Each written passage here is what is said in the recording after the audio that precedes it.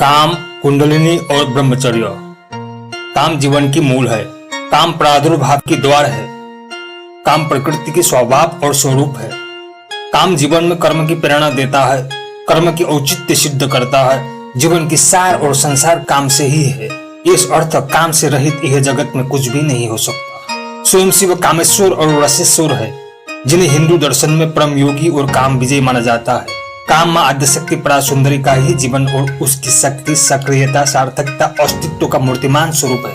यही कुल कुंडलिनी के रूप में यौगिक उत्थान को पाकर वह महाजीवन की शुभारंभ करता है। युग की बुनियाद कुंडलिनी में टिका हुआ है। यही हमें पाशविकता से ऊपर उठाकर पारमस्थि व शिवतुल्य बनाता है। शक्ति की स्थान ही कुंडलिनी में है। तंत्र में शक्ति का जो स्वरूप है वह कुंडलिनी में ही दर्शाया गया है।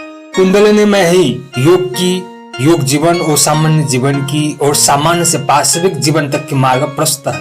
उत्तम ज्ञान विज्ञान की व्यवस्था से जब इस शक्ति को साधा जाता है, सामान्य जीवन महाजीवन की पथ में अग्रसर होना शुरू करता है। इसी व्यवस्था को हम तंत्र भी कहते हैं, तंत्र कह सकते हैं। यह भौतिक सापेक्ष जगत से और उसके नियम से दूर अभौतिक सूक्ष्म जगत के रहस्य प्रकट कर वहाँ की यात्रा पथ निर्माण करता है। कुल कुंडलिनी और आध्यात्म अभौतिक आत्म जगत से संबंधित विज्ञान है। इसे ही पराविद्या भी कहते हैं, जो अपरा व स्थूल दृश्य भूत संसार से पर है। मृत्युगामी अनित्य संसार से पर अमृतमय जगत।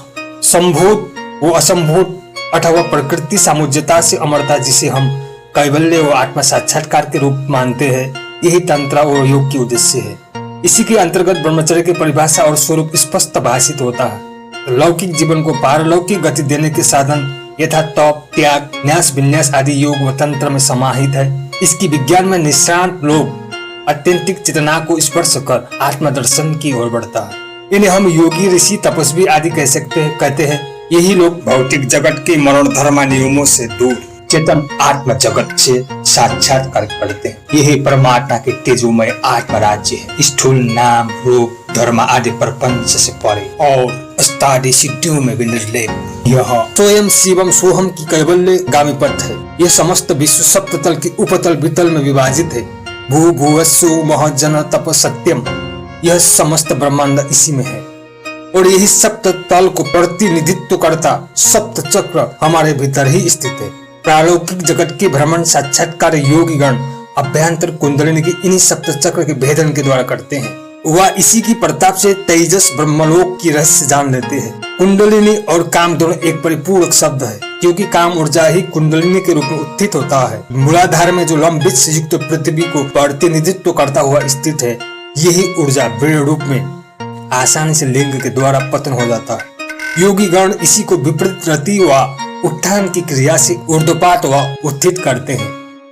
पतन के मार्ग स्थूल है, उसे सीखने की जरूरत नहीं है, वो प्राकृत रूप से सीखी हुई ही है। पर उत्थान की मार्ग सूक्ष्म है, इसकी अपना ही एक पद्धति है, योग है, गोपनीय मार्ग है और सामान्यतया जटिल भी।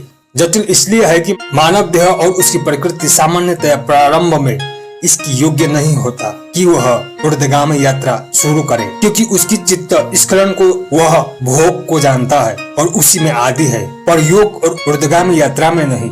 तदर्थ सामान्य जन को आचार विचार संयम और सत्यानुगमन सत्याचरण की शिक्षा दिया जाता है प्रथम में, जिससे उसकी जीवन सरल, निष्कपट, निर्दोष, श्रेष्ठ बने, वो पुरुषार्थ के लिए योग्य बने। पुरुषार्थ के समस्त ढांचा काम, कुंडलिनी और ब्रह्मचर्य के भीतर ही तराशा जाता है, क्योंकि जीवन की जग इसी से बनी है। दोस्तों, जब हम स्वयं और स्वयं के जीवन के प्रति जिम्मेवार और गंभीर होकर चिंतन करेंगे, तो कहीं विकार और न्यूनता को तोड़ पाएंगे और कहीं रहस्यों से पर्दा खोल पाएंगे। धन्यवाद। आज के लिए इतना ही। यदि आपको वीडियो अच्छा लगा तो लाइक, शेयर, कमेंट और सब्सक्राइब कर। सर्वे भवन्तु सुखिनः।